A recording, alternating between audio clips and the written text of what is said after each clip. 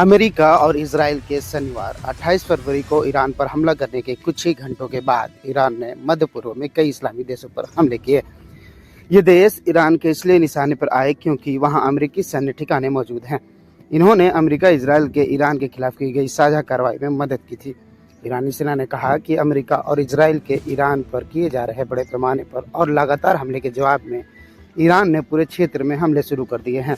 Iran के विदेश मंत्री अब्बास अराक्ची ने कहा कि ईरान आत्मरक्षा के लिए सभी सैन्य तरीकों का इस्तेमाल करेगा। रेवोल्यूशनरी गार्ड कोर ने अपने बयान में कहा कि ईरान ने जिन देशों को निशाना बनाया उनमें सऊदी अरब, संयुक्त अरब अमीरात, कतर, बहरीन, कुवैत और जॉर्डन शामिल हैं। इन घटनाओं के बाद मध्य पूर्व में हालात और अधिक गंभीर हो गए हैं और क्षेत्रीय स्थिरता को लेकर चिंताएं बढ़ गई हैं। ईरान के हमलों के बाद दुबई और अबू धाबी के हवाई अड्डों पर एक व्यक्ति की मौत हो गई और 11 लोग घायल हो गए हैं। अबू धाबी के अधिकारियों ने पुष्टि की कि जायद अंतर्राष्ट्रीय हवाई अड्डे को निशाना बनाकर भेजे गए एक ड्रोन को बीच में ही मार गिराया गया, लेकिन उसके गिरते मलबे से एक व्यक्ति की मौत हो गई और 7 अन्य घायल हो गए। दुबई अंतर्राष्ट्रीय हवाई अड्डा यात्री संख्या के लिहाज से दुनिया का सबसे व्यस्त हवाई अड्डा है। यह भी इन हमलों में क्षतिग्रस्त हुआ और अधिकारियों के मुताबिक यहाँ 4 कर्मचारी घायल हुए। इस घटनाक्रम के बाद क्षेत्र से आने जाने वाली हजारों उड़ानें रद्द या स्थगित कर दी गई। रविवार यानी 1 मार्च को भी ईरान ने जवाबी हमले जारी रखे और दोहा, दुबई और मनामा में धमाकों की आवाजें सुनी गई।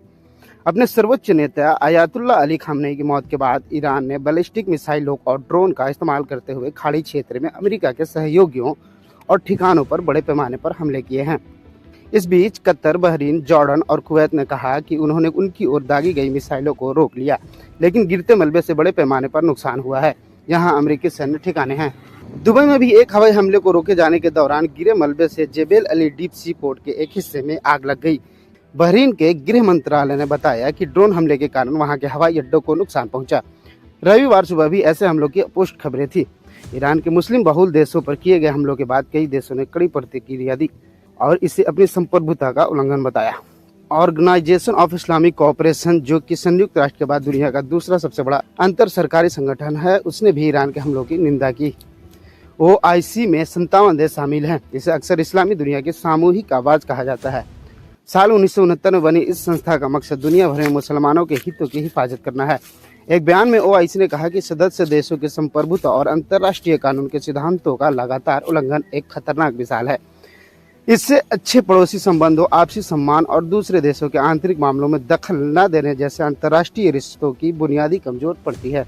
सऊदी अरब के मक्का में स्थित अंतर्राष्ट्रीय इस्लामी गैर सरकारी संगठन मुस्लिम वर्ल्ड लीग ने भी अपनी पड़ोसी अरब देशों के खिलाफ ईरान की कार्रवाई की कड़ी निंदा की है।